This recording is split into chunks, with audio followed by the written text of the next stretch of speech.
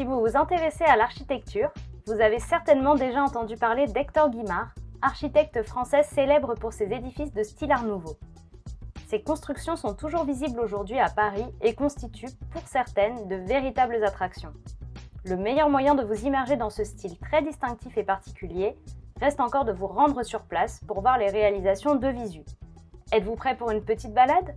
Hector Guimard, qui est cet architecte? Né à Lyon en 1867, Hector Guimard emménage à Paris dès les années 1880 et entre à l'École nationale supérieure des arts décoratifs en 1882. Là, il étudie notamment l'architecture et les écrits d'Eugène Viollet-le-Duc, qui le marquent beaucoup.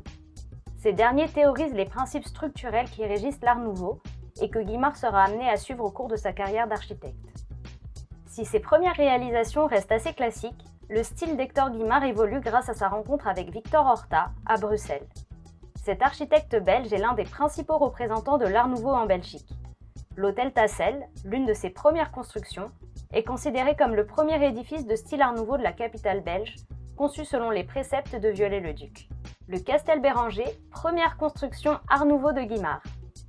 Après sa visite marquante de l'hôtel Tassel, Hector Guimard reprend complètement l'esthétique de l'immeuble qu'il est en train d'élever dans le 16e arrondissement de Paris, le Castel Béranger. Le bâtiment se distingue par une profusion de matériaux, de formes et de couleurs, à l'intérieur comme sur sa façade extérieure. Ferronnerie, vitraux, fonte, lambris, papier peint.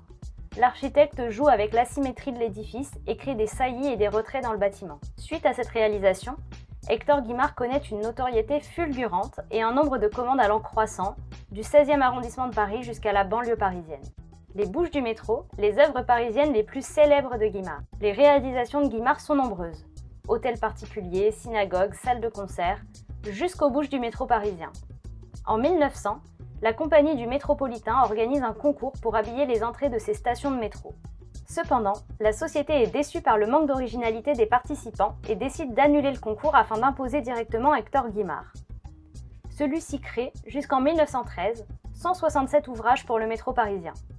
Aujourd'hui, il en subsiste 88. Ce sont les plus originaux qui ont malheureusement disparu, mais il est encore possible de voir ces fameux édicules ainsi que ces entourages en fonte. Les entourages constituent aujourd'hui la norme et sont visibles au-dessus de nombreuses entrées de stations de métro, quand il ne reste plus que 3 édicules situés au niveau des stations Porte Dauphine, Abbesse et Châtelet. Rendez-vous à cette station de métro pour observer les ouvrages de Guimard et la façon dont ils s'intègrent dans le paysage urbain. À bientôt avec Architecton!